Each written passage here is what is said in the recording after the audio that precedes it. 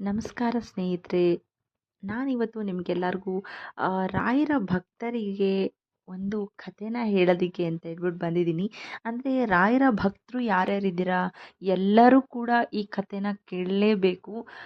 ನಿಮಗೆ ಕೇಳಿದಷ್ಟು ಸಮಾಧಾನ ಅನಿಸುತ್ತೆ, ತುಂಬ ಚೆನ್ನಾಗಿರುತ್ತೆ, ಮನಸ್ಸಿಗೆ ಹಿತ ಅನಿಸುತ್ತೆ.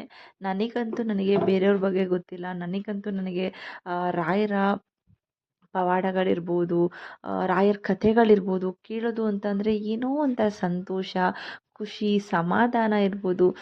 ಅವ್ರ ಮೇಲೆ ಇನ್ನೂ ಭಕ್ತಿ ಜಾಸ್ತಿ ಆಗ್ತಾನೇ ಹೋಗುತ್ತೆ ಹೊರತು ಕಡಿಮೆ ಅಂತೂ ಆಗೋದಿಲ್ಲ ನನಗೆ. ನಾನು ಅವ್ರನ್ನ ನಂಬಿದ್ದೀನಿ. ಯಾವಾಗಲೂ ನನ್ನ ಜೊತೆನೇ ಇರ್ತಾರೆ ರಾಯರು ಅಂತ ಹೇಳೋದಕ್ಕೆ ಇಷ್ಟಪಡ್ತೀನಿ.